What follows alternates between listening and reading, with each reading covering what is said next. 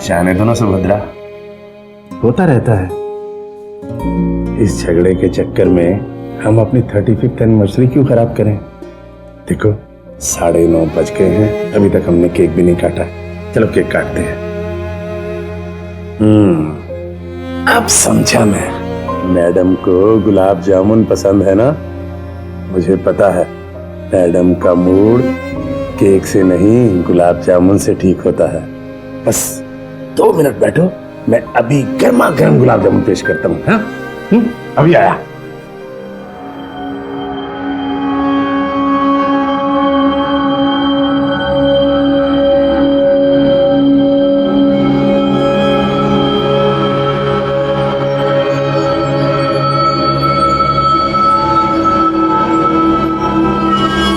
नमस्कार, आदाब।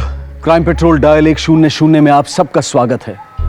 घर हम अपनी खुशी, अपने आराम के लिए बनाते हैं, जहां हम अपने आप को सबसे ज्यादा सुरक्षित महसूस करते हैं। और हर घर की खुशहाली की बुनियाद होती है रिश्तों में घुली मोहब्बत। आए दिन हम अपने आसपास कत्ल, चोरी, अपहरण और ना जाने कैसे कैसे खौफनाक जुर्म होते हुए देखते हैं, उनके बारे में पढ़ते हैं, सुनते हैं। आज की ये कहानी उत्तर प्रदेश के गाजियाबाद में रहने वाले अग्रवाल दंपत्ति की है।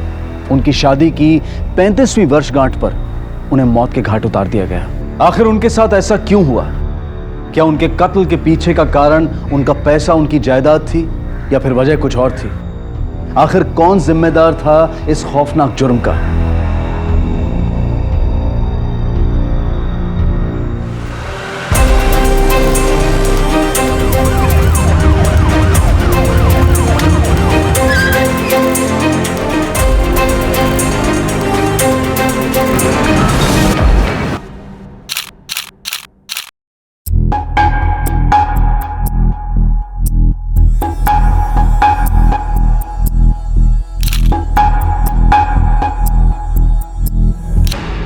छानबीन से तो लग रहा है कि मामला लूटपाट का है।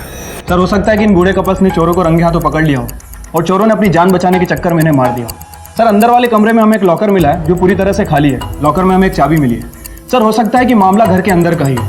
चोर को अच्छी तरह से पता है कि चाबी कहाँ रखी जाती है। बॉडीज को देखकर ऐसा लग रहा है कि किसी भारी चीज से इनके सर पे वार किया गया है, जिसकी वजह से इनकी मौत हुई। कोई मर्डर वेपन मिला? नहीं सर, अभी तक कोई वेपन नहीं मिला है।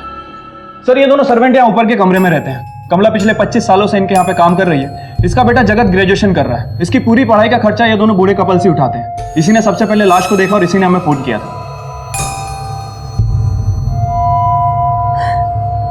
इतनी सुबह तुम यहाँ क्या करने आए थे? सर, वो मैं रोज सुबह 6 बजे यहाँ पे आता हूँ, इसलिए आज भी आया था।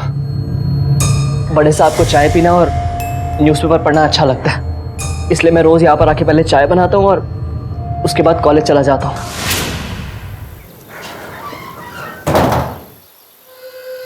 माँ।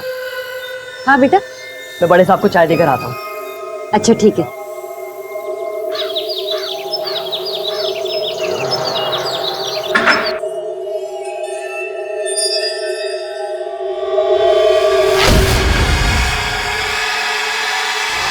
आप लोगों ने रात में कोई आवाज सुनी थी? नहीं साहब, कल रात मेरा सर चकरा रहा था तो मैं रात को जल्दी सो गई थी। सर, मैं तो कल पूरे दिन अपने दोस्तों के साथ था। आप चाहे तो उनसे फोन पे बात कर सकते हैं। इसके दोस्तों से क्रॉस चेक करो। इनके परिवार में और कोई नहीं है? एक बेटी है इनकी, बानी। शादी के बाद यही विजयनगर रहती है।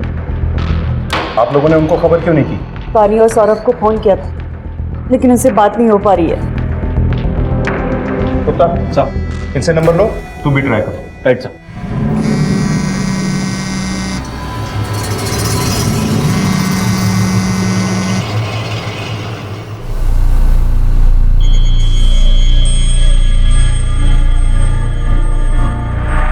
जगत,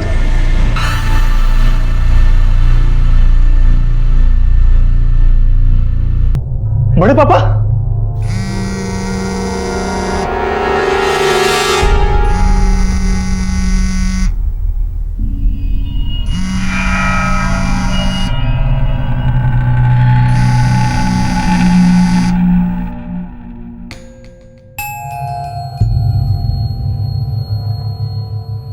सर ये हमारे बड़े पापा और बड़ी मम्मी, हम लोग यहीं फर्स्ट फ्लोर पे रहते हैं। ये सब कब हुआ, कैसे हुआ, मुझे कुछ पता ही नहीं चला। तुम्हारी फैमिली से कोई क्यों नहीं आया और तुम भी अब आ रहे हो? कोई रात को तुम्हारे नाक के नीचे 2 मर्डर करके चले जाता है और तुम्हें कोई खबर तक नहीं होती। खैर, कोई आवाज सुनी थी या किसी पे कोई संदेह? नहीं सर, अब हमारा तो अलग से एंट्रेंस है। और सर मुझे रात को ही पता चला कि मेरी नानी आईसीयू में है, इसलिए मैं मम्मा को सुबह सुबह एयरपोर्ट छोड़ने चला गया, क्योंकि उनकी सुबह 6:30 की फ्लाइट थी और पापा की तबीयत ठीक नहीं रहती, इसलिए जब हम लोग निकले तो वो सो रहे थे।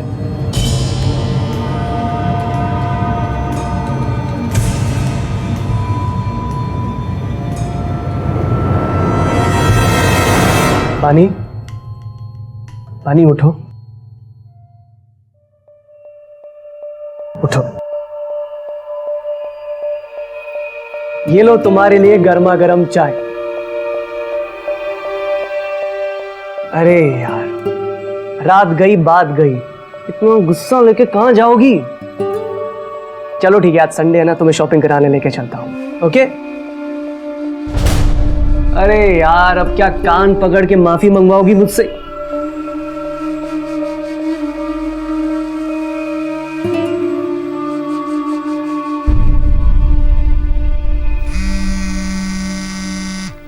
सर पापा डिप्रेशन के पेशेंट हैं, उन्होंने तो एक बार सुसाइड करने की भी कोशिश की।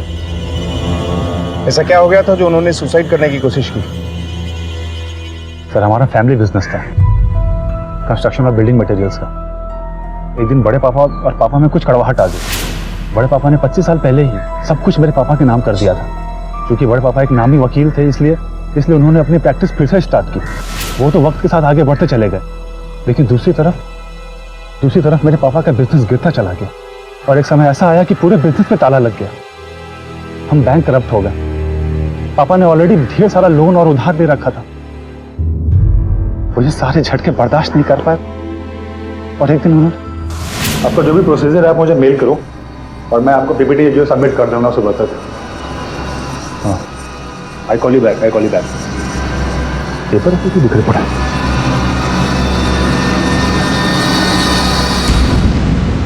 तब उस दिन तो डॉक्टर्स ने पापा को जैसे तैसे बचा लिया, लेकिन असल में पापा को बचाने वाले हमारे बड़े पापा ही थे।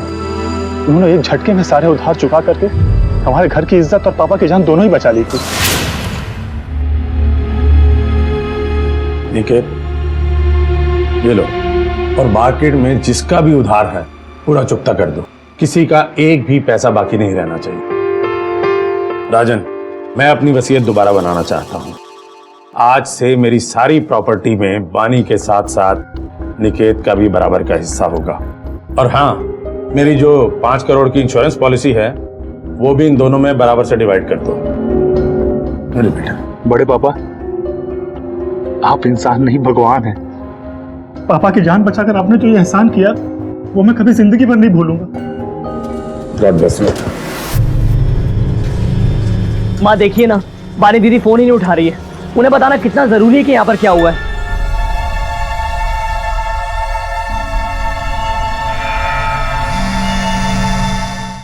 इस नाइट में जो गार्ड होता है उससे बात हुई? नहीं सर, हम उसे कांटेक्ट करने की कोशिश करें। ठीक है, केबिन चेक करो। Right sir.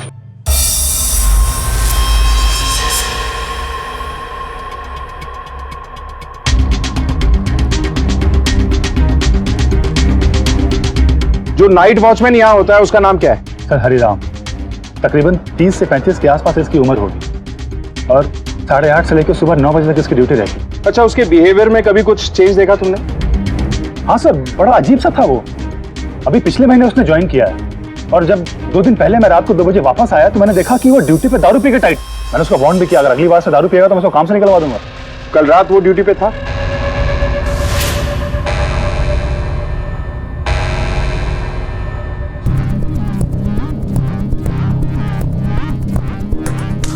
सर रात के 8:30 बज रहे थे और वो हमेशा उसी वक्त काम पे आया करता था। अच्छा, जब तुम एयरपोर्ट जा रहे थे तब तुमने उसे देखा था? नहीं सर, मुझे अच्छी तरह से याद है। जब मैं आया तो 1-2 बार हॉर्न भी बजाया।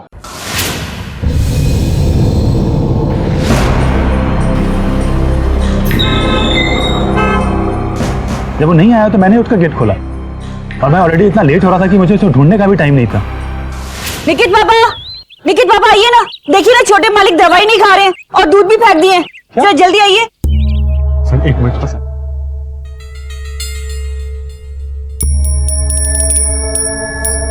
सर ये सीसीटीवी तो काफी वक्त से खराब है सर।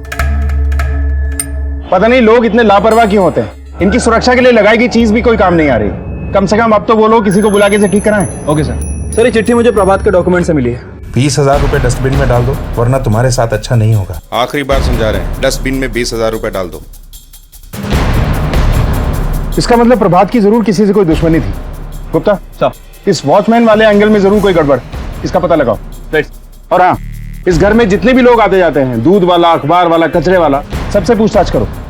मुझे ऐसा लगता है इसमें किसी बाहर वाले गैंग का हाथ है और जिसकी खबर किसी अंदर वाले ने दी। Right sir. क्या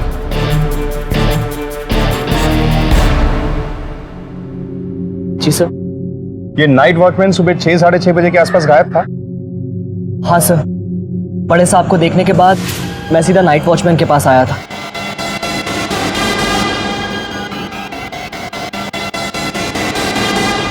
लेकिन वो यहाँ पे नहीं था। उसके बाद मैंने आपको कॉल किया। अच्छा, तुमने कभी अग्रवाल साहब और इस वॉचमैन के बीच में कुछ अजीब सा देखा? कुछ ऐसा जो तुमने नोटिस किया हो? हाँ सर, कल सुबह की बात है। मैं बड़े साहब के लिए चाय लेके आया था। साहब वो उनको 5,000 रुपये का जरूरत था। गांव वाला जो घर है ना, उसका मरम्मत कराना है। क्या? अभी 3 महीने ही हुए हैं तुम्हें यहाँ काम करते हुए, और पिछले महीने ही 5,000 रुपये एडवांस लिए हैं। मुझे पता है तुम्हें पैसे किस लिए चाहिए। नहीं साहब, इतना अच्छा से ड्यूटी करते हैं, आप किसी से भी पूछ लीजिए। तुम्हारी बहुत कंप्लेन आ चुकी है मेरे पास। तुम दारू पीकर ड्यूटी पर आते हो। आखिरी वार्निंग दे रहा हूँ, समझ जाओ। हम माँ कसम खा के कह रहे हैं, ऐसा कुछ नहीं है। चलो जाओ यहाँ से। अरे रुके क्यों हो, जाओ। आ जाते हैं पैसे मांगने। अच्छा, तुम्हें पता है कि प्रभात जी को कोई धमकी भरी चिट्ठियां लिखता था? नहीं सर, मुझे नहीं पता। सर, दिन का वॉचमैन पड़ोसी और आसपास के लोगों से मैंने पूछताछ की है। अग्रवाल फैमिली के बारे में सब अच्छा ही बता रहे हैं, पर हाँ, पिछले कुछ दिनों से अग्रवाल साहब की अपनी बेटी के साथ बिल्कुल भी नहीं बन रही थी। सर, हो सकता है कि ये घरेलू अनबन का मामला हो, और ये अनबन पैसों के लिए हो। और वो नाइट वॉचमैन हरिराम, उसकी कोई खबर लगी? अब वो एक अहम कड़ी है इस केस में। नहीं सर, फिलहाल तो नहीं। एक टीम को भेज दिया उसे सर्च करने के लिए। और बानी की कोई खबर? नहीं सर, अभी तक कुछ नहीं। गुप्ता, बानी के घर भी कांस्टेबल भेजो। Okay sir. अग्रवाल दंपत्ति की हत्या के बाद उनका नाइट वॉचमैन हरिराम गायब था। उसका यूं अचानक गायब हो जाना उसे शक के दायरे में ला रहा था। एक तरफ जहां प्रभात अग्रवाल की बेटी बानी अब तक किसी का फोन नहीं उठा रही थी, वहीं दूसरी तरफ पुलिस को अपनी इन्वेस्टिगेशन में यह पता चला कि प्रभात अग्रवाल ने अपनी जायदाद को हाल ही में 2 हिस्सों में बांटा था, जिसमें से एक हिस्सा तो उनकी बेटी बानी का था, लेकिन दूसरा हिस्सा उन्होंने अपने भतीजे निकेत के नाम किया था। जायदाद और इंश्योरेंस के इतने बड़े खेल में किसी को अपनी हार नजर आ रही थी तो किसी को जीत। तो क्या हार का डर इस हत्या की वजह बना था, या फिर जीत की मोटी रकम ने 2 जिंदगियां खत्म कर दी? बानी, निकेत, हरिराम, ये तीनों पुलिस के शक के दायरे में थे, पर क्या ये वाकई में अपराधी थे, या फिर कोई और ही था जो अब तक नकाब पहने घूम रहा था? पापा, बड़े पापा और बड़ी मम्मी नहीं रहे हैं।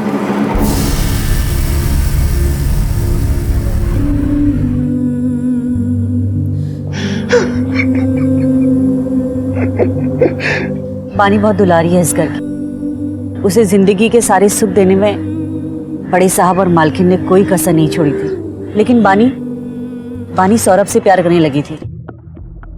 उसकी हैसियत इस घर के बराबर नहीं थी, लेकिन बानी की जिद थी कि वो शादी करेगी तो सिर्फ सौरभ से। लेकिन बड़े साहब और मालकिन को लगता था कि वो उसको खुश नहीं रख पाएंगे, इसलिए उन्होंने बानी को समझाया भी। देख बेटा, सौरभ हमें भी पसंद है। मैं सौरभ की बात नहीं कर रही हूँ। वहाँ तुम मिडिल क्लास लोगों में एडजस्ट नहीं कर पाओगी, और वहाँ तेरी सारी डिमांड भी पूरी नहीं होगी। मुझे कुछ नहीं पता।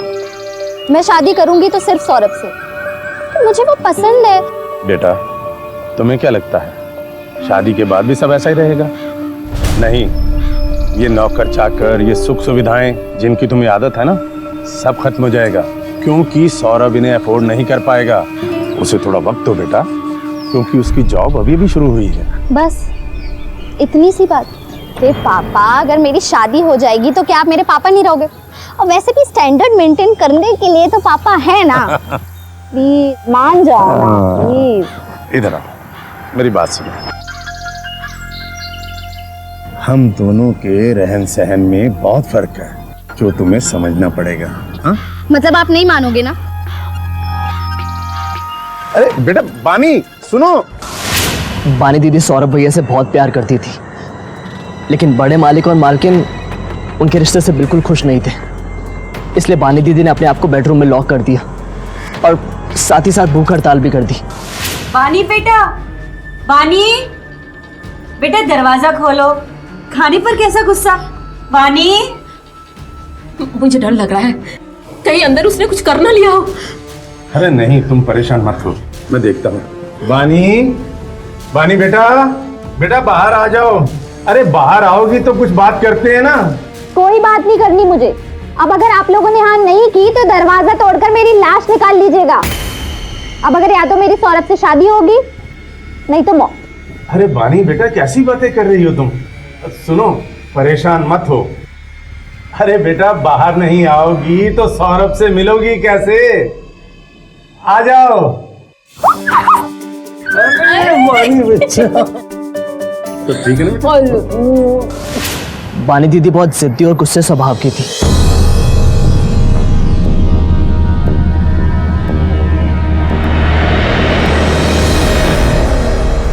लेकिन सबकी दुलारी थी। आखिर वो बड़े साहब की इकलौती औलाद जो थी।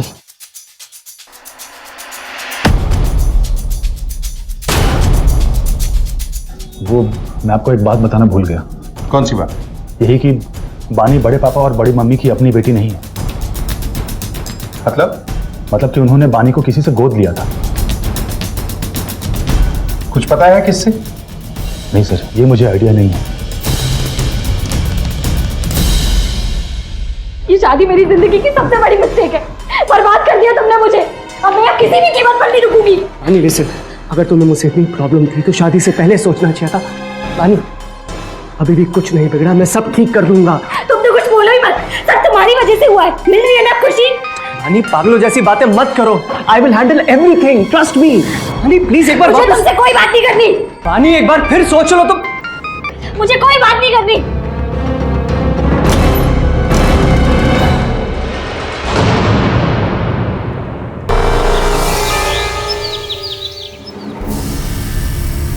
भाई साहब, ये क्या मैं सुन रहा हूँ?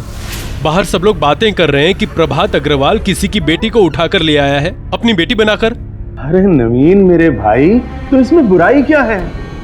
बच्ची सुभद्रा को पसंद है, उसका उसके साथ मन लग गया है, हमने इसे कानूनन अडॉप्ट किया है, तो तुम्हें इससे एतराज क्या है? एतराज है भाई साहब। ऐसे कैसे किसी की बच्ची को आप घर में उठा कर ले आओगे? ऐसे आगे चलकर सारी जायदाद में इसका भी हिस्सा बनेगा। नवीन, जैसे तुम्हारा बेटा निकेत तुम्हारे हिस्से की प्रॉपर्टी का हकदार है, वैसे हमारी प्रॉपर्टी की हकदार ये होगी।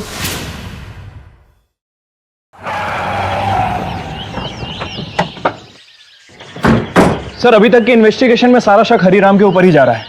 सर, हो सकता है कि ये सब हरिराम ने पैसों के लिए किया हो, अकेले या फिर किसी गैंग के साथ मिलकर। गुप्ता, हो सकता है कि कत्ल का मोटिव पैसे से बढ़कर कहीं ज्यादा हो। कहीं तो कोई एंगल है। सर, वो धमकी वाली चिट्ठी भी तो एंगल हो सकती है जो हमें अग्रवाल फैमिली के घर पे मिली थी। प्रभात एक लॉयर था, डेफिनेटली इसके बहुत सारे दुश्मन होंगे। इसके ऑफिस में जाओ और पता करो। और हाँ, सभी घर वालों के फिंगरप्रिंट्स और हैंडराइटिंग के सैंपल्स लो। हो सकता है धमकी भरी चिट्ठी से किसी की हैंडराइटिंग मैच करे। और उस मर्डर वेपन का मिलना भी बहुत जरूरी है। घर में और उसके आसपास अच्छी तरह से सर्च करो। Okay sir. हेलो, क्या? ठीक है, हमारा है सर। हरिराम के घर का पता चल गया। चलो।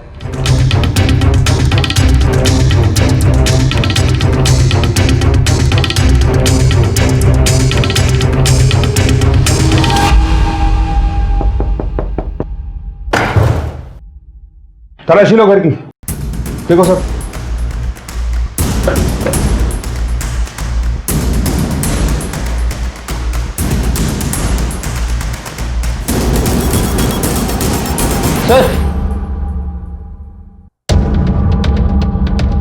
आसपास पता करो हरिराम को आखिरी बार कब देखा गया। अगर पैसे और जेवर यहां हैं तो वो भी आसपास होगा। अपने खबरियों को फैला दो। अब सवाल बस एक है, हरिराम ने अकेले ये सब किया है या फिर वो किसी के इशारों पे नाच रहा है? हाँ सर, मेरी मम्मी पापा से कहा सुनी हुई थी। बचपन से हर चीज पर सिर्फ मेरा ही हक था। मुझे हमेशा उनकी फुल अटेंशन मिली है, पर अचानक से उन्होंने सब कुछ आधा आधा बांट दिया था। आज से मेरी सारी प्रॉपर्टी में बानी के साथ साथ निकेत का भी बराबर का हिस्सा होगा। और मुझे उससे कोई प्रॉब्लम नहीं थी, लेकिन उन्होंने मुझसे खर्चा पानी छीन लिया था। मेरे सारे क्रेडिट कार्ड्स, डेबिट कार्ड सब बंद कर दिए थे। उनका कहना था कि मैं अपने हस्बैंड के साथ एडजस्ट करूं।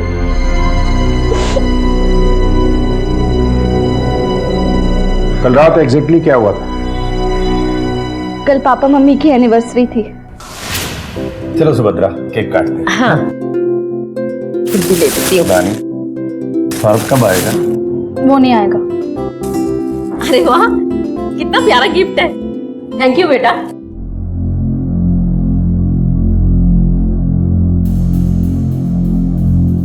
मुझे पता है ये गिफ्ट आपकी हैसियत से काफी छोटा है, पर क्या करूं, मेरी उतनी औकात ही नहीं है। वो मेरा पति उतने पैसे नहीं कमाता है ना, आपको तो पता ही है ना?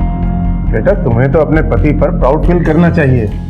अरे हमें तो खुशी है तुम्हें सौरभ जैसा पति मिला। हीरा चुना है तुमने। हाँ, पर उस हीरे की कीमत तो पीतल जितनी भी नहीं है ना। और वैसे भी आपको तो आपका वारिस मिल गया है, इस खानदान का खून, निकेत। हीरा क्या है? मैं तो बाहर वाली हूँ, एडॉप्टेड हूँ। नशा करके आई हो? अपने माँ बाप के सामने कैसे बात की जाती है समझ में नहीं आता। पागल हो गई है? पागल हो गई हूँ मैं? सच सबको करवा लगता है पापा। और वैसे भी आपने अपनी खुशी के लिए मेरा यूज किया है। जब शादी हो गई तो लगा बस उतर गया सर से बोझ। मैं तेरे सामने हाथ जोड़ती हूँ, चुप हो जा। चुप नहीं होंगी आज मैं। सौरभ का एक्सक्यूज देके आपने मुझसे मेरी सारी लग्जरी छीन ली। क्यों?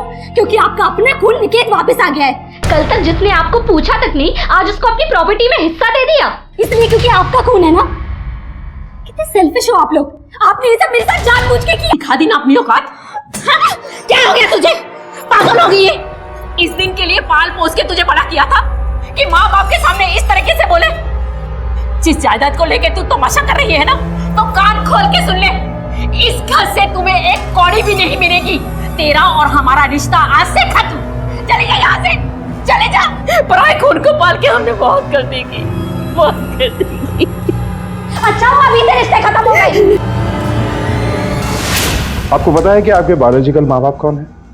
सर, मेरे लिए मेरे माँ बाप ही सब कुछ थे और कोई मैटर नहीं करता। अच्छा, मैंने परसों सुबह 4 बजे की फ्लाइट बुक कर दी है। आप 6:30 बजे तक आ जाएंगे। ठीक है, तू अपना ध्यान रखना। तू टेंशन मत ले, बाकी मैं आके संभाल लूं। निकित बाबा, छोटे मालिक सो गए हैं, आपका खाना कमरे में लगा दिया है, खा लेना।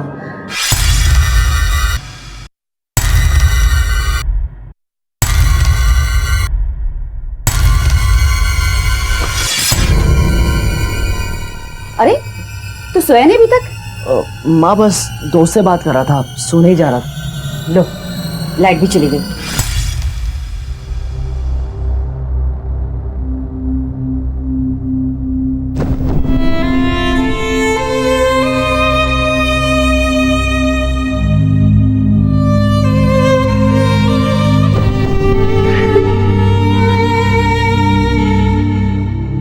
कब तक छुपा पाओगे?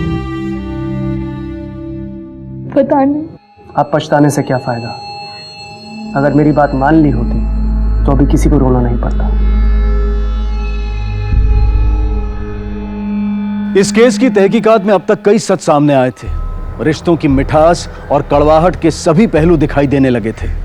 बानी के अंदर का ज्वालामुखी फट पड़ा था और शक के घेरे में प्रभात के वकालत के पेशे को लेकर भी कई दुश्मन थे। पुलिस इस बात को भी मानकर चल रही थी कि यह केस लूटपाट और हत्या का भी हो सकता है, क्योंकि वॉचमैन हरिराम भी गायब था। पुलिस इस मामले में हर मुमकिन गुंजाइश को टटोल रही थी। सर, प्रभात और सुभद्रा की पोस्टमार्टम रिपोर्ट आ गई है। सर, दोनों ही विक्टिम्स के सर पर किसी भारी चीज से हमला किया गया था। लगातार खून निकलने की वजह से इन दोनों की मौत हुई है। और सर, हत्या का समय 9 से 10 बजे के बीच का है। 9 से 10? इस टाइम पे तो बानी और वॉचमैन हरिराम दोनों घर पे थे। हेलो, क्या? ठीक है हम आते हैं। सर हरिराम के बारे में एक लीड मिली है, वो कहीं छुप कर बैठा है। चलो।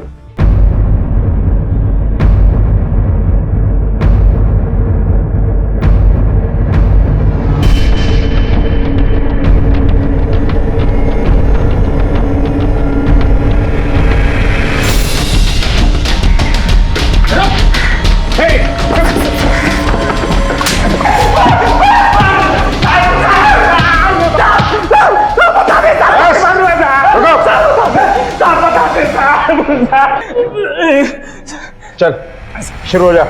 हम किसी को नहीं मारे, ना किसी को मारने का सुपारी दिए साहब। देख, झूठ बोल के अपनी हड्डियां तोड़वाने से अच्छा है कि सच बोल। वो चोरी के जेवर और पैसे हमें तेरे घर से मिले हैं और हमने तेरी पुरानी हिस्ट्री भी खोद निकाली है। जहां तू पहले नौकरी करता था वहां भी चोरी हुई थी, इसी वजह से तुझे निकाला गया था। साहब हम कुछ नहीं किया, हमको क्या मिलेगा मालिक और मालिक को मार के? साहब सच बता रहे। कहीं ऐसा तो नहीं कि ये सब तूने किसी और के कहने पे किया हो और इस चीज के तुझे पैसे मिले हो? जीवन में मेरे को मच्छर नहीं मार पाएगा, आदमी कहाँ से मारेंगे साहब? तो फिर वो जेवर और पैसे कैसे आए तेरे घर पे? हमको नहीं मालूम साहब। तो ये बता कि कल रात को क्या हुआ? रात में हम ड्यूटी पे करीब 8 बजे पहुंचे। उसके बाद 9:30 बजे हम देखे कि इस दिन के लिए पाल पोस के तुझे बड़ा किया था कि माँ बाप के सामने इस तरीके से बोले? चले जा यहाँ से, चले जा।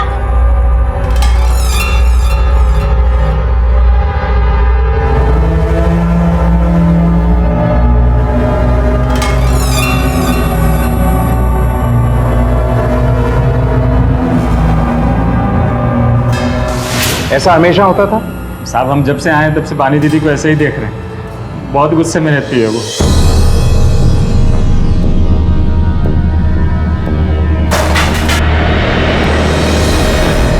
बानी के जाने के बाद तूने कुछ देखा या सुना? वो हमको नहीं मालूम। अब वो दरअसल हमको दारू पीना था तो हम बानी दीदी के पीछे ही चले गए।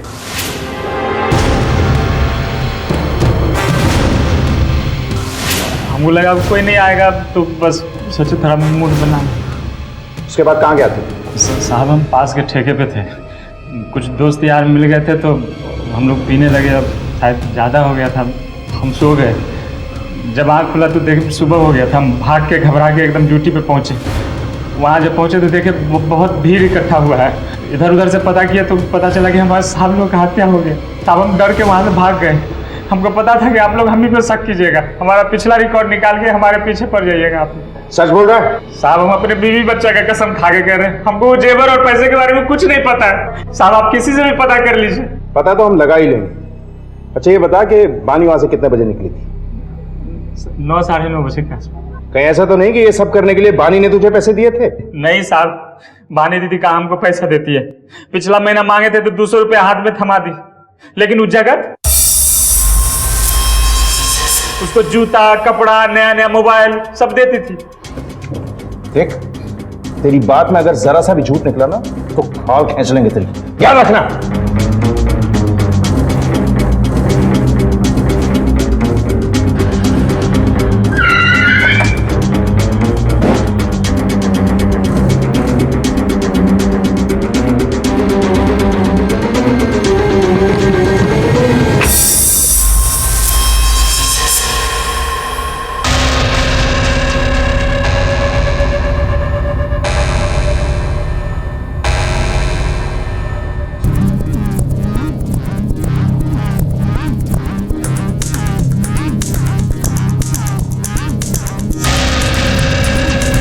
सब कहां से आया? और ये पैसे बानी देती है ना तुझे?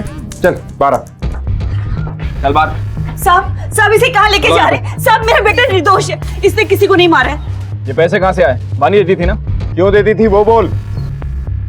सब वो बानी दीदी मुझे अपने छोटे भाई की तरह मानती है। वो चाहती है कि मैं अच्छे से अच्छे कपड़े पहनूं और अच्छी जिंदगी जीऊं। और बड़े साहब मेरी पूरी पढ़ाई का खर्चा उठाते थे और चाहते थे कि मैं अपने पैरों पे खड़ा हूं। लेकिन बानी दीदी मुझे चुपके चुपके पैसे देती है। थैंक्स दी।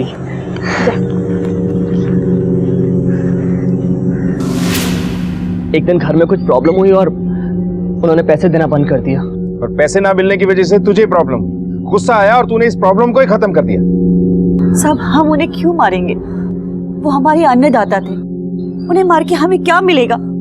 अब निकेत से क्यों नहीं पूछते? बड़े मालिक के मरने का तो सबसे ज्यादा फायदा तो उसी का हुआ ना। आज से मेरी सारी प्रॉपर्टी में बानी के साथ साथ निकेत का भी बराबर का हिस्सा होगा।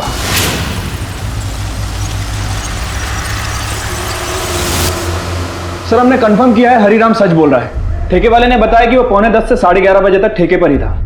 मतलब हरिराम 9:30 बजे ड्यूटी से निकला, घर से ठेका 15 मिनट की दूरी पर है। 9:45 बजे वो ठेके पे पहुंचा और फिर सारी रात वहीं रहा। सर इसका मतलब है कि हरिराम मर्डर के वक्त घर पे नहीं था। फिर हो सकता है कि ये सब कुछ बानी ने किया हो, या फिर किसी और ने मौके का फायदा उठा के हत्या को अंजाम दिया। क्योंकि वॉचमैन हरिराम वहां नहीं था, इसलिए किसी ने उसे देखा तक नहीं। इसीलिए मैं सीसीटीवी कैमरे को इतनी इंपॉर्टेंस देता हूँ। इनके घर का सीसीटीवी ठीक कराया? Yes sir. सर मैंने जगत के फोन रिकॉर्ड्स और ट्रायंगुलेशन रिकॉर्ड्स दोनों को क्रॉस वेरीफाई किया है। सर जगत सच बोल रहा है, हत्या वाली रात ये वहां नहीं था। और ये निकेत? सर ये निकेत इस हत्या के पीछे हो सकता है, क्योंकि इस हत्या से इसे करोड़ों का फायदा हुआ है। और सर वारदात वाली रात ये घर पर ही था। इस सब के पीछे बानी भी हो सकती है, क्योंकि शादी के बाद उसकी लग्जरी खत्म हो गई थी। इसी वजह से बानी का अपने माँ बाप से झगड़ा भी हुआ था, और इसे तो ये भी लगने लगा था कि अडॉप्टेड होने की वजह से इसके साथ भेदभाव किया जा रहा है। प्रभात के हाथ खींच लेने की वजह से इसे भी परेशानी हुई होगी। इसे लगा होगा कि आज आधी जायदाद गई है, कल पूरी भी जा सकती है। इन मर्डर्स के पीछे सौरभ का भी हाथ हो सकता है। सर अंकल आंटी को मैंने ही मना किया था बानी को पैसे देने के लिए। शादी के 6 महीने बाद भी इतनी लग्जरी में जी रही थी, क्योंकि इसे माँ बाप इसके सब कुछ प्रोवाइड करते थे, और इसकी वजह से हमारा रिलेशनशिप खराब हो रहा था। इंसान की चादर जितनी छोटी होती है ना, उसे पैर उतने ही फैलाने चाहिए। किसी ने मेरी फेवरेट गेम पे फिल्म बनाई है। तेरी फेवरेट कहाँ से होगी? बोल। मैंने कितने बार कहा कि जो महंगा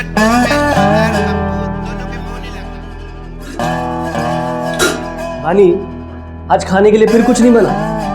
मेड ही नहीं आई, मैंने भी कुछ नहीं खाया। चलो ऑर्डर कर। बताओ क्या खाओगे? मेरा ना चाइनीज खाने का मन है। देखो बानी, हम लोग आजकल रोज ज्यादा ही बाहर खाना खा रहे हैं। तुम ये जब टीवी देखती हो तो कोई कुकिंग शो देख के कुकिंग सीख लो ना। ये खाना वाना बनाना ना मिडिल क्लास की औरतों का काम है, और वैसे भी इतना शौक है घर का खाना खाने का तो फुल टाइम मेड रख लो। बानी प्लीज बात को समझो ना यार। जब से आई हूँ तब से समझ ही रही हूँ। तुम फुल टाइम मेड इसलिए नहीं रखोगे क्योंकि उसमें ज्यादा पैसे लगते हैं, और मुझे रखने नहीं दोगे क्योंकि पापा के पैसों से तुम्हें प्रॉब्लम है। मोहन सौरभ, वो पैसे भी तो मेरे ही है ना, और मेरे मतलब तुम्हारे हैं। इनफैक्ट मैं तुम्हारी जगह होती ना तो इतना सा भी काम नहीं करती।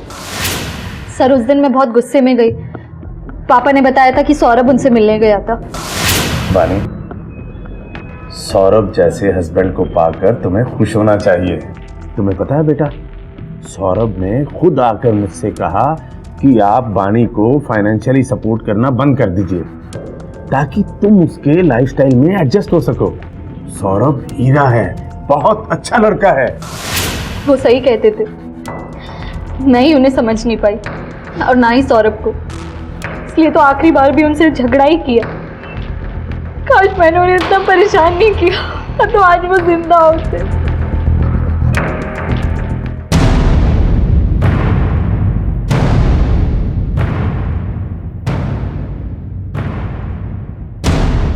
ये वही बात है जिसे आप अपने साथ अपने घर से लेकर आई थी? हाँ सर, झगड़ा करते वक्त ही मेरे हाथ में ही था और फिर हाथ में ही रह गया। इसे फॉरेंसिक लैब भेजो। Okay sir.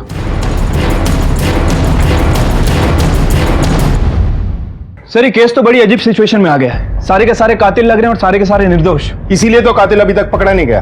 खैर, हैंडराइटिंग मैच का क्या हुआ? सर सबके सैंपल लेकर एक्सपर्ट टीम को भेज दिया है। गुड। गुप्ता, इस कहानी के सभी किरदारों पर कड़ी नजर रखो, खासतौर पर इस निकेत पर। Right sir. प्रभात और सुभद्रा अग्रवाल के कत्ल की गुत्थी सुलझने का नाम ही नहीं ले रही थी। पुलिस की शक की सुई बारी बारी से इस कहानी के हर किरदार की तरफ घूम रही थी, लेकिन किसी के भी खिलाफ उन्हें कोई पुख्ता सबूत नहीं मिला था। और फिर अचानक एक ऐसी बात सामने आई जिसकी वजह से सबके होश उड़ गए। इस केस में आए इस नए मोड़ ने इस केस की दिशा कहीं और ही मोड़ दी।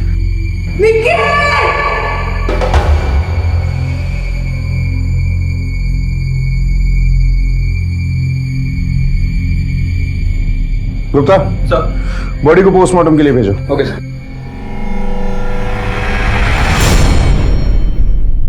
सर मैं जब 6:30 बजे घर पहुंची और देखा तो आपको किसी पे शक है? हाँ, बानी पे।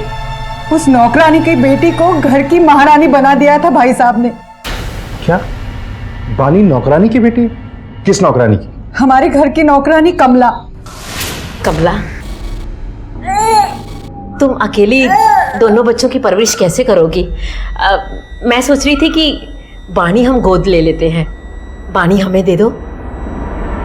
हाँ कमला, हम कानूनन इसे अडॉप्ट करना चाहते हैं। तुम्हारी आंखों के सामने यहीं इसकी परवरिश होगी, यहीं पढ़ाई लिखाई होगी, इसका भविष्य बनेगा, इसकी जिंदगी बन जाएगी। हाँ कमला, मना मत करना, ये बच्ची हमें दे दो। अच्छा,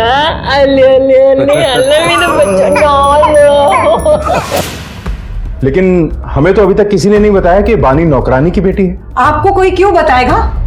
अरे सब लोग उस नकचड़ी और जिद्दी बानी से डरते थे। उसने अपना कन्यादान भी कमला को करने नहीं दिया ताकि किसी को पता नहीं चले कि वो कमला की बेटी है। और आज जब मेरे बेटे को भाई साहब की प्रॉपर्टी में से हिस्सा मिल रहा था तब वो बर्दाश्त नहीं कर पाई और उसी ने मेरे बेटे को मार दिया। रानी की बेटी को घर की महारानी बना दिया था भाई साहब ने। बानी नौकरानी की बेटी? किस नौकरानी की? हमारे घर की नौकरानी कमला। लेकिन हमें तो अभी तक किसी ने नहीं बताया कि बानी नौकरानी की बेटी है। आपको कोई क्यों बताएगा? अरे सब लोग उस नकचड़ी और जिद्दी बानी से डरते थे।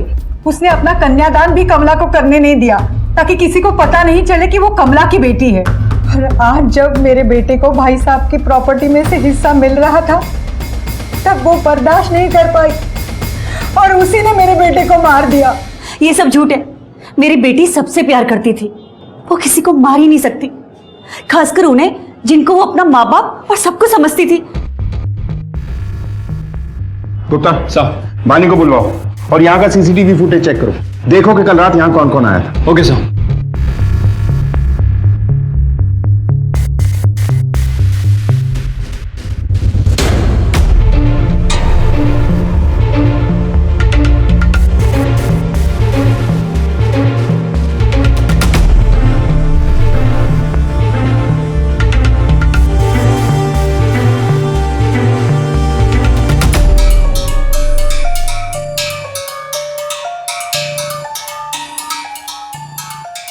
सर, वो धमकी वाली पर्ची की हैंडराइटिंग मैच हो गई है।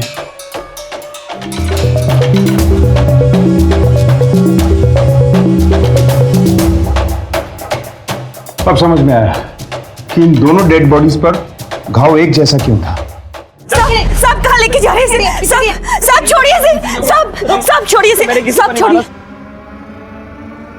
देख, हमें पता चल गया है कि पैसों के लिए धमकी भरी चिट्ठियां तू लिखा करता था। सर, मैं मानता हूँ कि वो चिट्ठियाँ मैंने लिखी थी, लेकिन किसी को नुकसान पहुँचाने के लिए नहीं। बानी दीदी ने मेरी आदत बिगाड़ दी थी और फिर एक दिन अचानक से उन्होंने मुझे पैसा देना बंद कर दिया। मैंने ये चिट्ठी वाला आइडिया लगाया।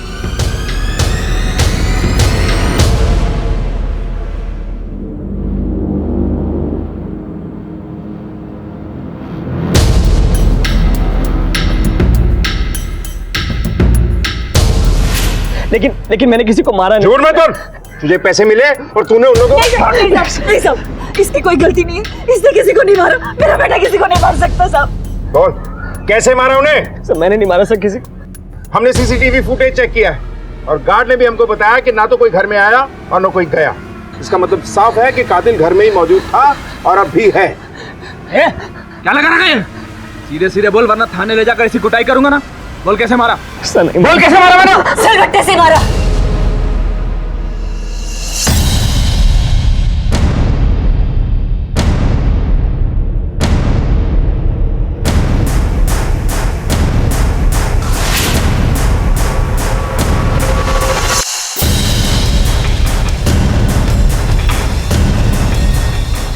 मोहित, इन्हें फॉरेंसिक लैब में टेस्ट के लिए भिजवाओ।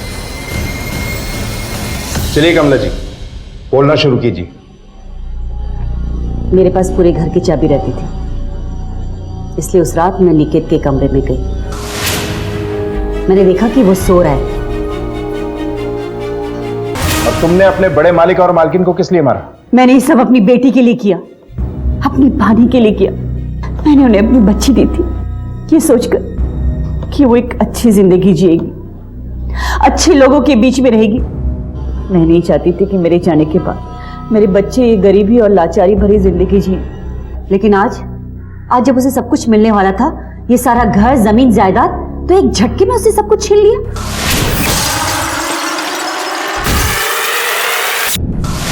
उन तीनों की वजह से दुखी थी मेरी बच्ची। ऐसा कैसे कर सकते वो उसके साथ? और उस रात उन्होंने इसके ऊपर हाथ भी उठाया। मेरी बेटी किसी से कम नहीं थी साहब। कुछ दिनों से बहुत दुखी थी मेरी बेटी, उससे उसका दर्द बर्दाश्त नहीं हो रहा था, इसलिए मैंने उन तीनों को मार डाला ताकि मेरी बेटी सुखी रह सके, एक अच्छी जिंदगी जी सके। उस रात मैं दही जमाने घर गई थी। बाहर निकली, मैं ऊपर गई और ऊपर से सिलबट्टा ले आई और फिर अंदर जाकर उन दोनों को मार डाला। मुझे पता था कि अलमारी की चाबी कहाँ है। मैंने अलमारी खोली और सारा जेवर और पैसा निकाला और सीधा जाकर हरिराम के घर छोड़ाई। मुझे हरिराम का घर पता था और मुझे यह भी पता था कि आधे से ज्यादा समय तो वो नशे में रहता है। मैंने ये सब इसलिए किया ताकि सारा इल्जाम हरिराम के ऊपर आ जाए और मुझ पर कोई शक न करे। माँ हूं साहब, जो कुछ किया अपने बच्चों के लिए किया, उनके अच्छे भविष्य के लिए किया, ताकि मेरे बच्चे खुश रह सके।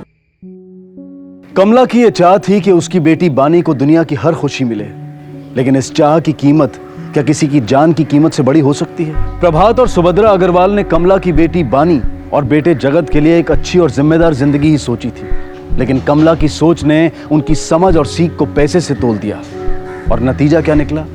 2 मासूम लोगों का कत्ल। आशाओं और आकांक्षाओं की कोई सीमा नहीं होती।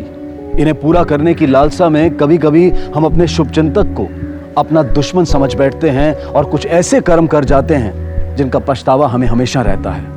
इसलिए बेहद जरूरी है कि हम अपनी जिंदगी को एक सकारात्मक सोच और अच्छे विचारों के साथ जिएं। नमस्कार, आदाब। क्राइम पेट्रोल डायल 100 में आप सबका स्वागत है।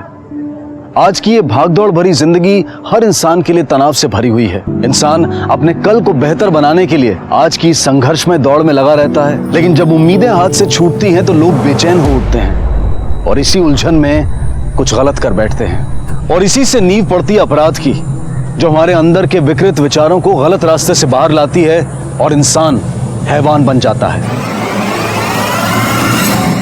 आज की ये कहानी बहुत अनोखी है और ऐसे कई सवाल खड़े करती है जो हमारे ज़मीर को झकझोरते हैं।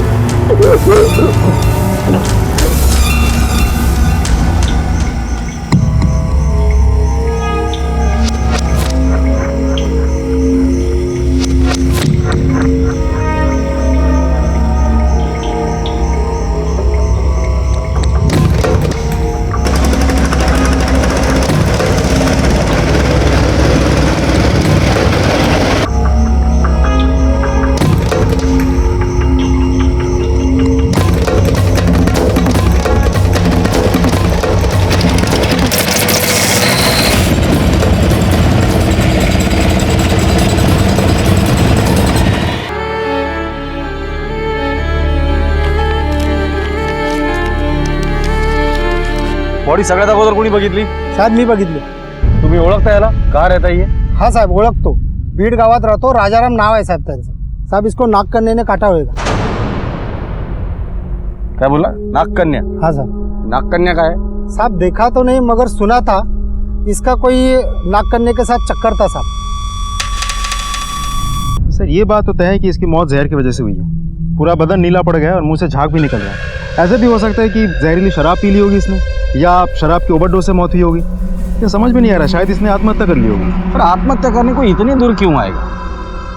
तो सहरा ये किसी की शादी में जा रहा था या शादी से आ रहा था या इसकी खुद की शादी थी? रही बात जहर की, जहर इसने पिया है या इसे पिलाया गया है? सर ऐसा भी तो हो सकता है कि इसे किसी सांप, बिच्छू या जहरीले जानवर ने डस लिया हो। और सर ये नागकन्या का क्या चक्कर? कुछ नहीं, गांव वालों की अंधविश्वासी बातें हैं, उसका पता तो हम लगा ही लेंगे। पोस्टमार्टम रिपोर्ट में बाकी सारी बातें भी क्लियर हो ही जाएगी। रही बात जहरीली शराब की, आसपास के इलाके में चेक करो कि कोई केस दर्ज हुआ है कि नहीं, क्योंकि जहरीली शराब का कोई एक विक्टिम नहीं होता, काफी लोग उसके घेरे में आते हैं। आसपास के दवाखाने में चेक करो। साहब इकडे बघा। साहब ये राजाराम की गाड़ी लगती है। राजाराम शिंदे, बिड़गांव। बड़ी अजीब बदबू आ रही है। सर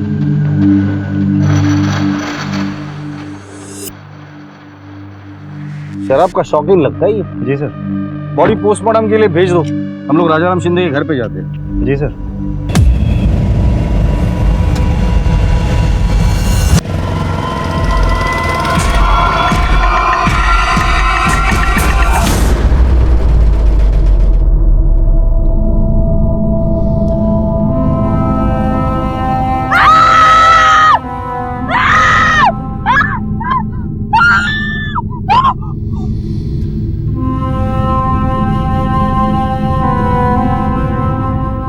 वो दो रहस्यमय लड़कियां कौन थी, वो क्यों भाग रही थी, और साथ बैठी लड़की ने ऐसा क्या देख लिया था कि वो अपने होश ही खो बैठी।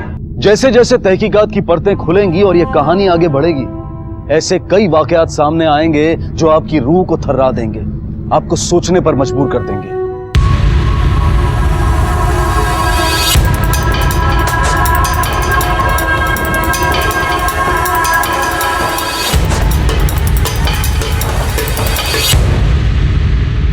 राजाराम शिंदे इथेच राहतो का?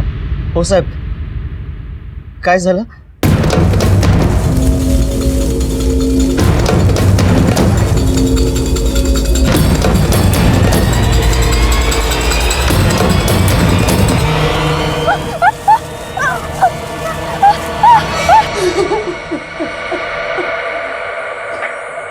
भाईनी चुप हो जा भाईनी, संभाल अपने आप को।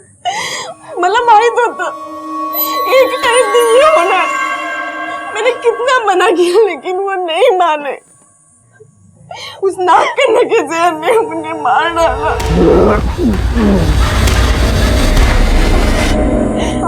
अब वो हम सबको अपना निशाना बनाएगी। अब मैं यहाँ से चली जाऊंगी, मैं मेरे बच्चे को लेके यहाँ से चली जाऊंगी।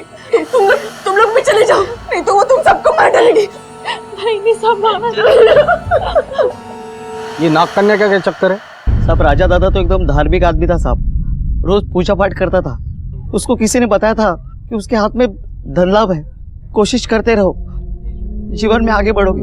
नाग कन्या से मिलने के बाद उसका नसीब एकदम बदल गया साहब। 1 साल पहले मामूली सुपरवाइजर का काम करता था साहब, कॉन्ट्रैक्टर के साथ उसका झगड़ा हो गया और उसने खुद का धंधा शुरू कर दिया साहब।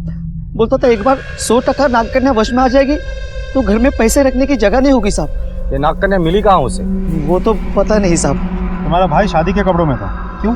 साहब वैसे तो सब राज में रखता था, लेकिन काली नीली होकर मरेगी तू।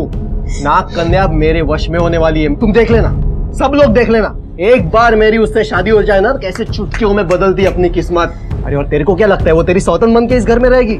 नहीं, मुझे कुछ नहीं पता। हे सगळं आत्ताच्या बंद करा। अगं हे मी आपल्या संसारासाठी करतोय, अपने संसार के लिए, तेरे लिए कर रहा हूँ। तेरी भलाई इसमें, मेरी भलाई है, अरे हम सबकी भलाई है इसमें। साहब दादा नाग कन्या के साथ लग्न करना होता साहब, पर सच क्या झूठ क्या वो मुझे नहीं पता। हाँ साहब, वो हेमंत गडकरी के पास सुपरवाइजर का काम करता था साहब। गांव में स्कूल, अस्पताल, सड़क, उनके लिए वो मजदूर भेजता था साहब। दादा को अचानक एक कॉन्ट्रैक्ट मिल गया और उसी बात को लेकर उन दोनों में झगड़ा शुरू हो गया साहब। ए राजा, मेरे जूते में पैर डाल के मेरे को गिराना चाहता है क्या? ए हेमंत, हवा बदलती है, तू भी तात्या पाटिल के यहाँ पर नौकर था। जास्त बोलू नकोस, ये तो खाल खींच के भूसा भर दूंगा, समझा क्या? तेरे को जो करना है वो कर, तेरा टाइम खत्म, मेरा चालू। निकल उसको, बाहर निकल। उनका ये झगड़ा बहुत बढ़ गया साहब। कल रात तो उनकी मांडवली की मीटिंग भी होने वाली थी साहब। मुझे लगता है कि हेमंत ने राजा दादा को मारा होगा। मौका वारदात से राजाराम का मोबाइल वगैरह कुछ नहीं मिला, घर पे छोड़ गए थे? नहीं साहब। नंबर दो जरा। आपके द्वारा डायल किया गया नंबर अभी स्विच ऑफ। स्विच ऑफ आ रहा सर। ठीक है, और कोई जानकारी मिलती है तो सबसे पहले तुम हमें इन्फॉर्म करोगे, और पोस्टमार्टम के बाद बॉडी को लेकर जाना। राजाराम के कॉल रिकॉर्ड्स निकाल और ये हेमंत गडकरी उसकी पूरी कुंडली चाहिए मुझे। और ये नाग कन्या क्या है उसके बारे में पता करो। Yes sir.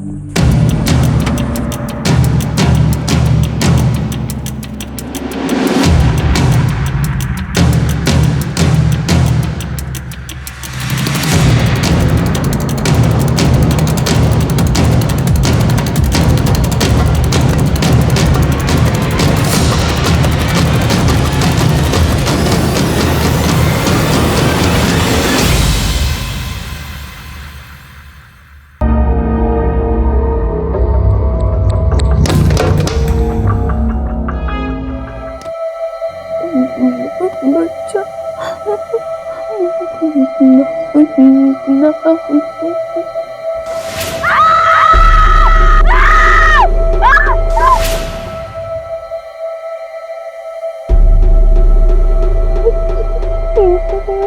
अरे काय झाला? कहाँ की रहने वाली है? अरे क्या हुआ?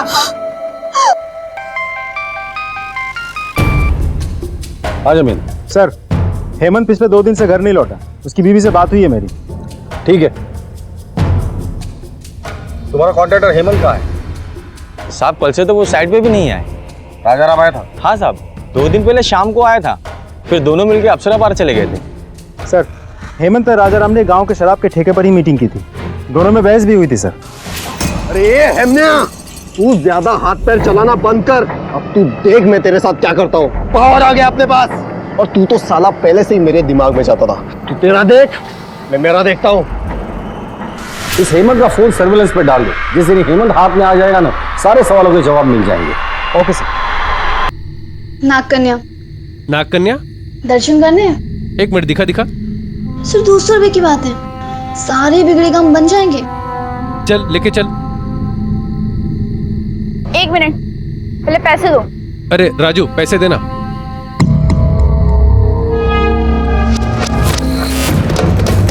भाई भाई भाग भाग भाग।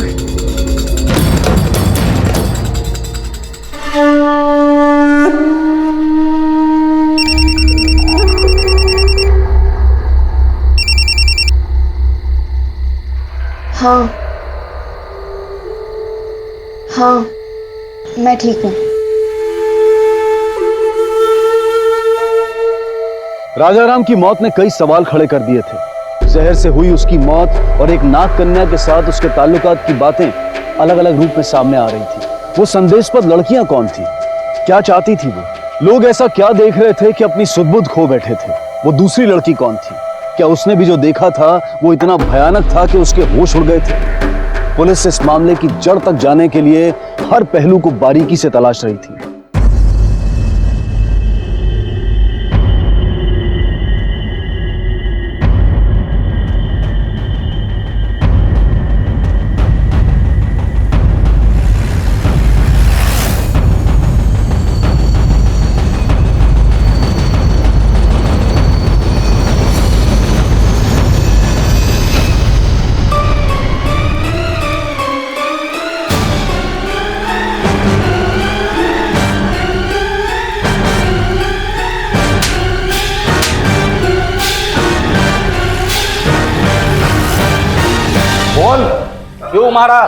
क्यों मारा राजाराम को? साहब मैंने नहीं मारा, मैं कुछ नहीं किया। खराब बोलते हुए नहीं मारा तो भागे क्यों? मेरे मुकादम ने बताया कि राजाराम के मर्डर केस में आप लोग मेरे को ढूंढ रहे हो, लेकिन साहब मैंने उसे नहीं मारा। मेरा उसको कोई लफड़ा नहीं था। हाँ, लफड़ा नहीं था, लफड़े से कुछ ज्यादा ही था। ये आप क्या बोल रहे हैं साहब? मैं बताता हूँ, तेरा धंधा उसने छीना था। तेरे वर्कर उसके साथ काम करते थे। तेरे यहाँ काम करने वाला एक मामूली कॉन्ट्रैक्टर तेरे बराबरी का हो गया था। एक नहीं, कई बचे थे। मैं उसे मारना चाहता था लेकिन मार नहीं सकता था, क्योंकि मुझे उससे बहुत डर लगता था। डर? कैसा डर? साहब वो बहुत अजीब आदमी था, पागल, जादू टोना और वशीकरण में 1 नंबर। एक दिन मी सगळीकडे जातो, खूप उपाय करतो, एक भी जगह छोड़ता नहीं हूं मैं। ये शनि ऐसा नहीं निकलता, बहुत मेहनत करनी पड़ती है, समझे? बकवास बंद कर। काय चाललंय इकडे? ए चला कामाला लगा, जाओ काम पे जाओ। हमारे बीच पैसे को लेकर झगड़ा हुआ, फिर वो अचानक गायब हो गया। फिर एक दिन अचानक दिन रात मजदूर काम पर लगाओ, और काम पूरा करो, पार्टी से पैसा लेने का है। हेमंत, पैसे अब तुझे नहीं मुझे लेने हैं। इसका पुराना बोर्ड हटा, मेरा नया बोर्ड लगा, राजाराम कॉन्ट्रैक्टर्स। हेमंत, ये काम अब मेरा है। दिन में चढ़ा के आया क्या? चल निकल यहाँ से। चले, बाप की आवाज सुन। आता राजाराम करणार माझा काम, तो साइड खाली कर। जिस थाली में खाता उसी में छेद करता है। ये हेमन्या, देखा ना कन्या का चमत्कार? उसने मेरे अंदर की सफलता को तिच्या विषाने काढून टाकलंय। अब मेरा कोई कुछ नहीं बिगाड़ सकता।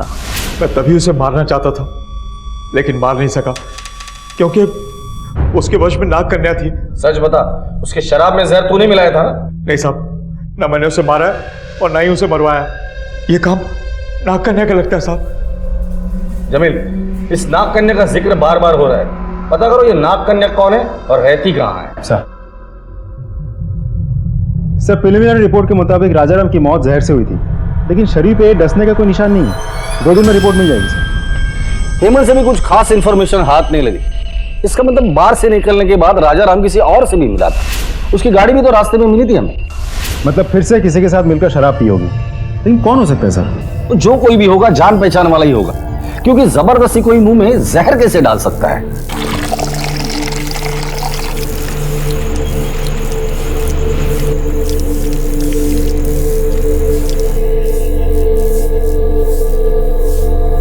ठीक है। Yes sir.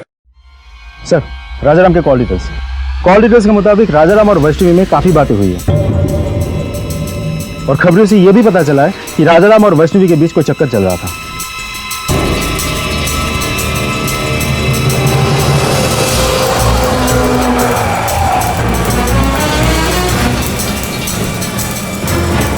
तलाशी लो घर की। Yes sir. हाय झाला साहेब।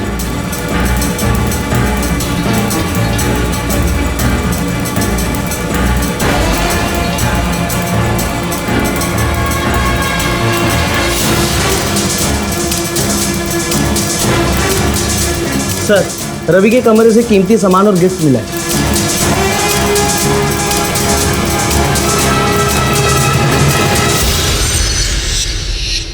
राजाराम के साथ तुम्हारा क्या रिश्ता था? धीर होते माझे जेठ थे।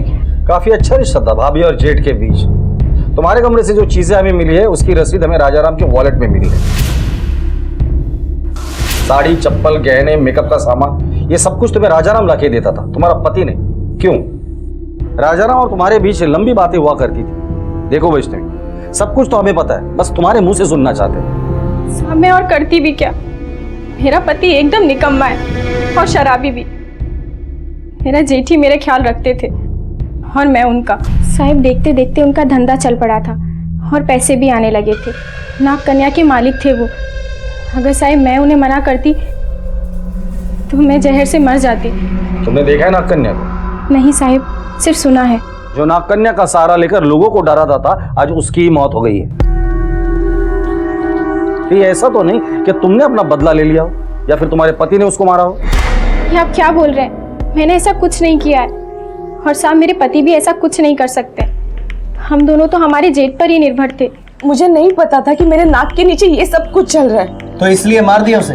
मैं खुद अपना सिंदूर क्यों मिटाऊंगी? हाँ, मैं नाग कन्या से परेशान थी, पर मुझे ये बात पता नहीं थी कि मेरे अपने ही लोग मुझे डस लेंगे। सब मुझे पता था। मेरा दादा और मेरे बीवी का। कब पता चला?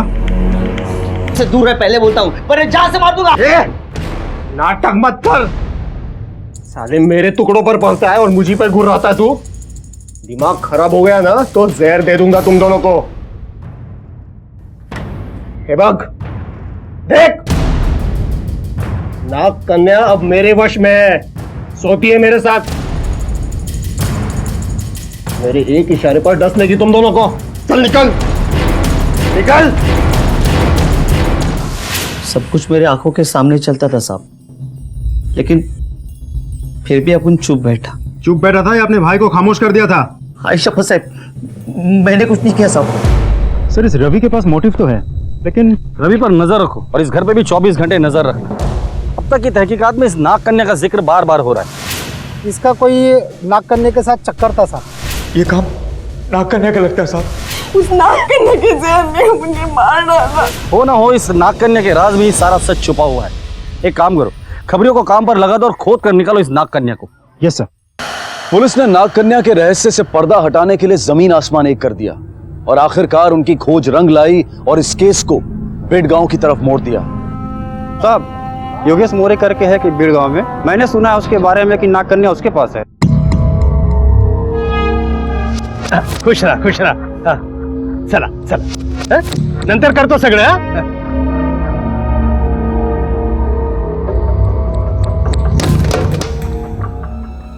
नमस्कार साहब। खुश रहा। बहुत दिक्कत है, सर्पदोष की पूजा करवानी। अभी ये नहीं करवा सकते। क्यों नहीं हो सकता? मैं पैसे लेकर आया हूँ आपसे, बहुत जरूरी है, बहुत परेशानी। नहीं हो सकता अभी। नंतरिया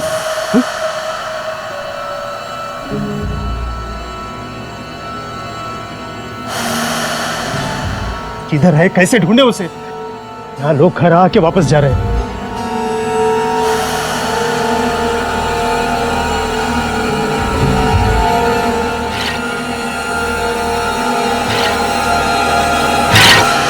हेलो साहब, एक जनार्दन नाम के आदमी के पास नाग कन्या की इंफॉर्मेशन मिली है।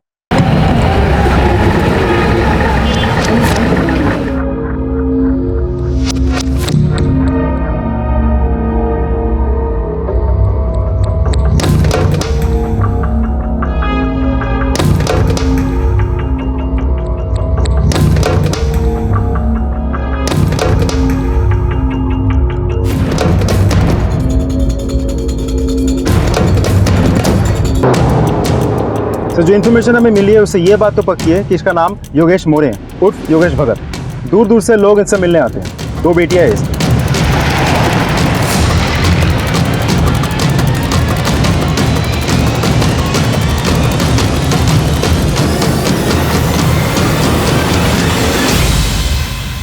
नमस्कार साहब। योगेश मोरे? हो साहब। हमें तुम्हारी बेटियों से बात करनी है, बुलाओ। वो नहीं है साहब, अष्टविनायक दर्शन के लिए गई हुई है। ये नाग कन्या का क्या चक्कर है? साहब, हमारी बेटी तेजू भगवान का वरदान है, लोगों के उद्धार के लिए जन्म लिया है सब उसने। और ये जनार्दन का क्या किस्सा है? सब उस रात को योगेश, बहुत हो गया तेरा। मेरे बाप दादाओं ने ना सीताबाई की जमीन की देख रेख की है और तू साले पिछले 10 साल से कुंडली जमा कर यहाँ फार्म हाउस पे बैठा हुआ है। चल निकल देर से। ये जनार्दन, ये बात ये है, अपनी मर्जी से नहीं आया इधर रहने को। हमारी मालकिन सीताबाई ने हमको इधर रखा है देख रेख करने के लिए। तेरे को निकाल के यहाँ से फेंका ना, उसका जिम्मेदार भी तू है। अच्छा, वो रिश्तेदार मेरी और रात तू करेगा? या तो आज मैं जिंदा रहेगा या तो तू। रुको।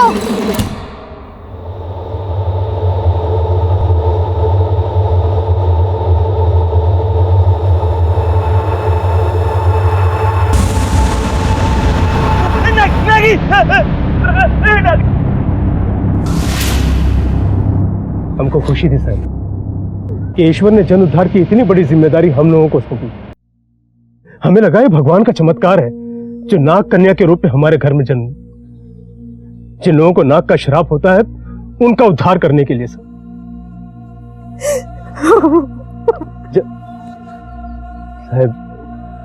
जया बच्चियों से बहुत प्यार करती है, शायद याद आ रही होगी इसके लिए।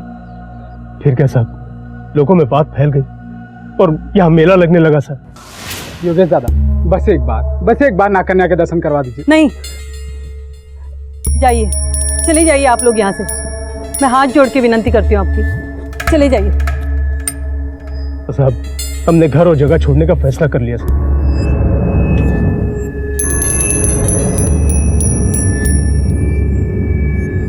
हमने इसे ईश्वर की इच्छा मानी। हमें लगा कि हमारे भाग्य के खुलने का समय आ गया। 4 दिन पहले ये यहाँ आया था। ये राजाराम शिंदे आता था ना यहाँ? सिर्फ यही क्यों साहब, नाग कन्या का आशीर्वाद लेने तो लोग दूर दूर से आते। नाग कन्या की, नाग कन्या की, नाग कन्या की। लेकिन इसका मर्डर हुआ है। 4 दिन पहले यहाँ आया था या नहीं? नहीं। तुम्हारी बेटियों का मोबाइल नंबर दो। शांति से दर्शन कर सके इसके लिए मोबाइल लेके नहीं गए सर। बेटियों की फोटो लेकर आओ। सर, ये मेरी छोटी बेटी रेखा, तेजू तो अपना फोटो कभी निकलवाती ही नहीं सर। जमील स्केच आर्टिस्टला बोलून घे आणि मुलीचं स्केच काढून घे। ऐसे क्या कर रहे थे साहब, आ जाएंगे 2-4 दिन में। एक मर्डर केस में तुम्हारी लड़कियां अहम कड़ी है, तुम यहाँ बैठ के इंतजार करो, ढूंढने का काम हम पर छोड़ दो।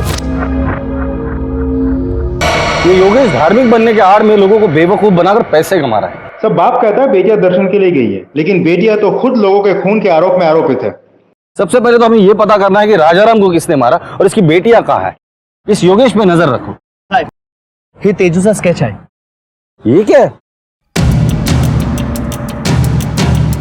सर इस स्केच को हम कैसे सर्कुलेट करवाएंगे, लोगों के मन में डर फैल जाएगा। इस स्केच को सिर्फ हमारी टीम और खबरों में सर्कुलेट करो। टीम से कहना गांव में जाके पर्सनली लोगों से बात करें, हो सकता है कि किसी ने देखा हो, कुछ सुना हो। Okay sir. Hello okay sir, मंदिर रोड के पीछे जंगल में एक लाश मिली है।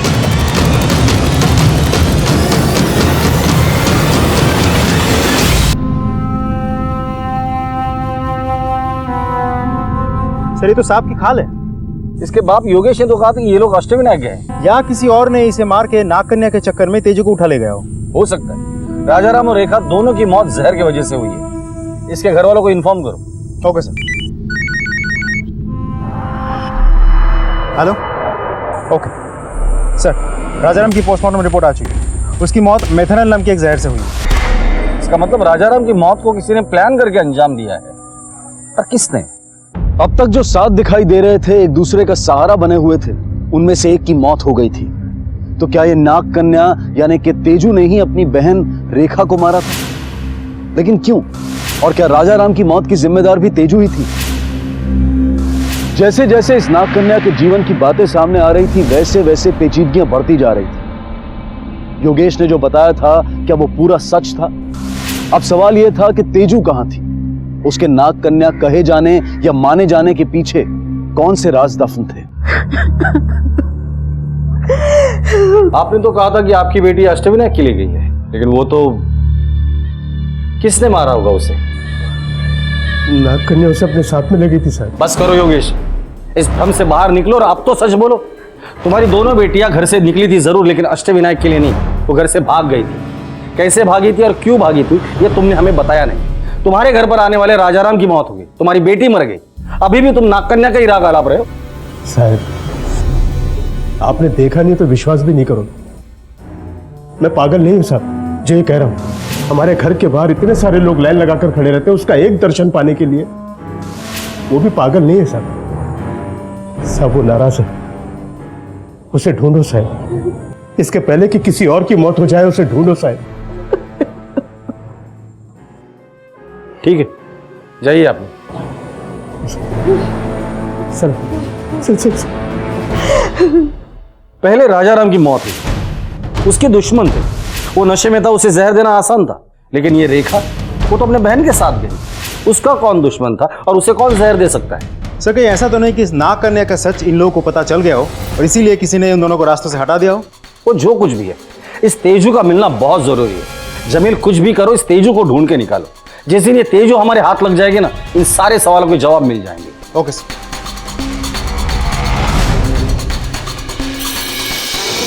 चल बोल। साहब एक आदमी है शेखर टकले, उसने बुरे ग्रह शांत करने के लिए नाग कन्या शादी की है। कहाँ मिलेगा ये शेखर टकले? गोगली गांव में मिलेगा साहब। राजाराम शिंदे नाम के आदमी को जानते हो? ऐसा हमने तो सुना है तुम्हारी शादी नाग कन्या से हुई। ये कहानी क्या है, जरा पूरी सुना दो। अपने ग्रह नक्षत्र ठीक करने के लिए साहब मैं इन्हें सर्पदोष की पूजा करानी है। ये बगा, ये तुम्हारे बस की बात नहीं है। महाराज कैसी बात कर रहे हैं आप?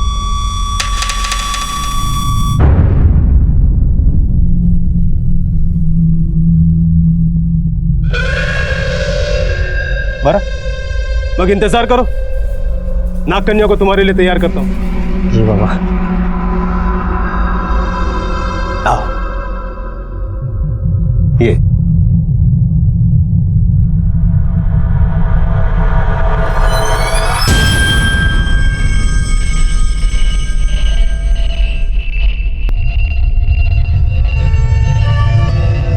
अरे घबराओ नहीं, चमत्कार होगा चमत्कार। हार पहनाओ बेटा, हार पहनाओ।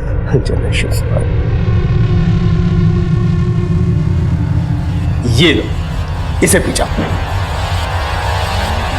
Pizza pizza.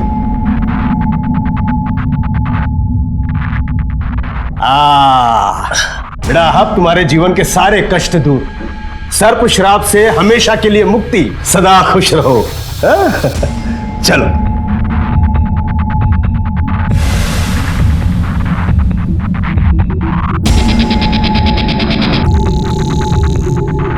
जब दोबारा लाइट आई तो मैंने देखा वो नाग कन्या एक सुंदर लड़की बन गई। और तुम्हारे ग्रह नक्षत्र वो ठीक हो गए?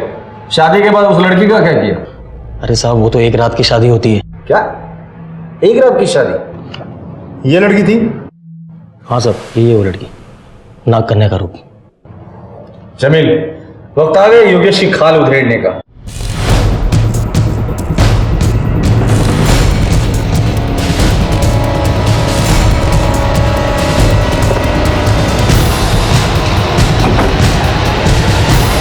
आप लोग हटिए जरा। कैसे हुआ ये? इन्हें भी नाग कन्या ने मार दिया साहब। अब इतनी यकीन के साथ कैसे कह सकती है? मैंने देखा।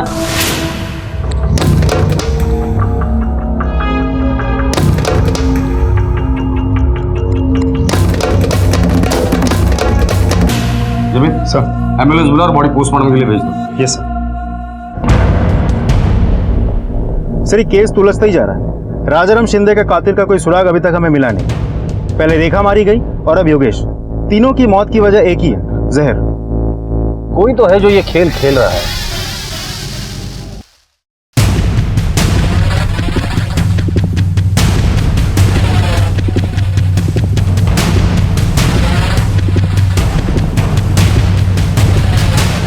कौन हो तुम? कहां से आई हो और क्या हुआ तुम्हारे साथ?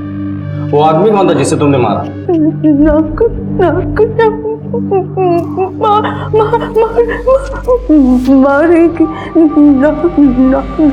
तुमने देखा है नाग कन्या को? जंगल में। सर, ये कपूरी गांव की रहने वाली है। वहाँ के पुलिस स्टेशन में इसकी मिसिंग कंप्लेंट दर्ज हुई है। ये अपने प्यार और शादी को लेकर पहले से तनाव में थी, फिर ये सब कुछ देख के ये ट्रॉमा में आ गई है। पुलिस स्टेशन और इसके घर वालों को इन्फॉर्म करो। फिलहाल इसे ट्रीटमेंट की जरूरत है, इसे हॉस्पिटल में एडमिट करो। जमील, इस नाग कन्या को बिल से बाहर निकालने का वक्त आ गया है।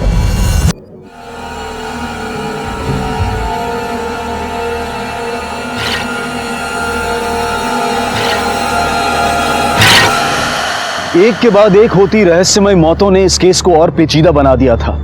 इस नाग कन्या के संदेशपद किरदार को बेनकाब करने के लिए पुलिस एड़ी चोटी का जोर लगा रही थी। योगेश और रेखा मौर्य की पोस्टमार्टम रिपोर्ट। ये कैसे हो सकता है? एक ही किस्म के जहर से 3 लोगों की मौत, पहले राजाराम, फिर रेखा और योगेश, और इनकी डेड बॉडीज हमें अलग अलग जगह पर मिलती है। कौन हो सकता है इन सबके पीछे? तेजू? अगर इन सबके पीछे तेजू है तो उसका अगला शिकार कौन होगा?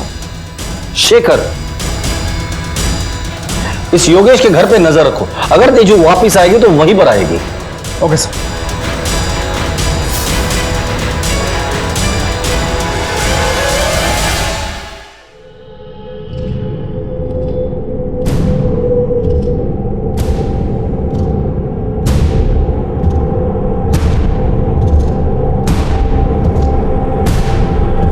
सर, योगेश के घर से कांस्टेबल पाटिल का फोन आया था। हमें तुरंत वहां पहुंचना होगा। शायद हमारे सारे सवालों के जवाब हमें वही मिलेंगे।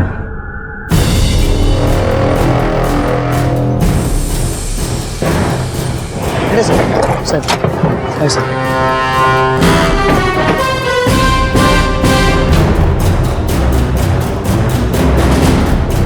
ये देखिए सर।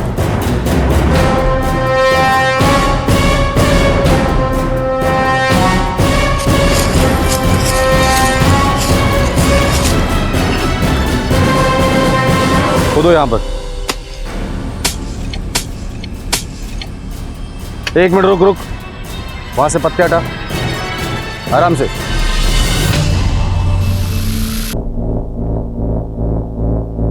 जय, हमारे सब्र का इम्तिहान मत लो। अगर तुमने मुंह नहीं खोला तो मुंह खुलवाना हमें आता है। बता दो ये क्या चल रहा है? मेरी बेटी तेजू बीमार थी, चमड़ी का रोग था उसे।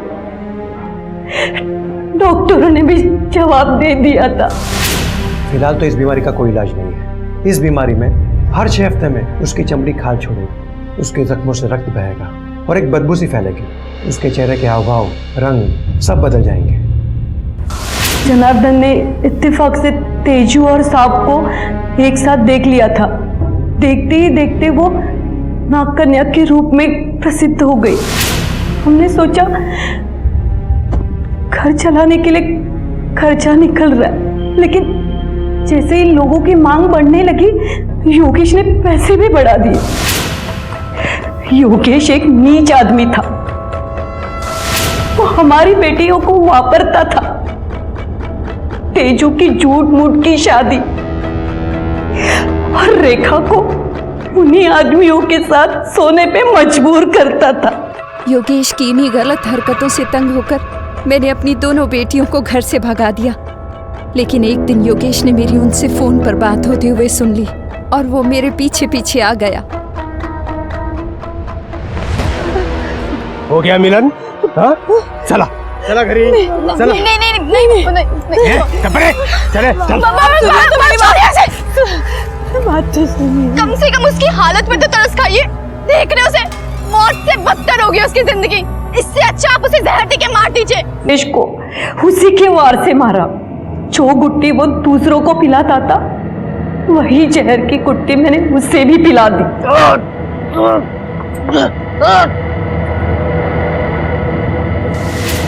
राजाराम को किसने मारा? राजाराम तेजू से लगन करके उसे अपने साथ ले जाना चाहता था। योगेश ने राजाराम को बहुत शराब पिलाई और उसे रास्ते में जहर देकर मार दिया ताकि उसे छुटकारा पा सके। ये जहर वो लाता कहाँ से था? योगेश पहले पेट्रोल पंप पे काम करता था। उसके पास केमिकल मिथानल था। मुझे योगेश को मारने का कोई दुख नहीं है, लेकिन मुझे दुख है कि मैंने मेरी बेटी को मेरे हाथों से मार डाला। ये दर्द बर्दाश्त नहीं होता है। मैं नहीं जीना चाहती। आई मुझे मुक्ति दे दो।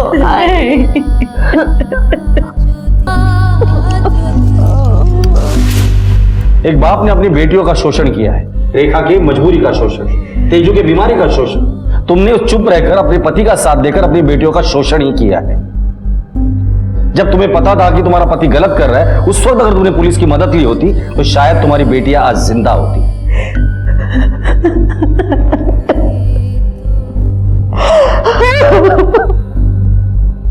अंधविश्वास करने वालों की इस दुनिया में कमी नहीं है। जीवन में जल्दी सफलता पाने के चक्कर में लोग न जाने क्या क्या हथकंडे अपनाते हैं। मेहनत, लगन, काबिलियत से ज्यादा उन्हें चमत्कारी चीजों पर भरोसा होता है।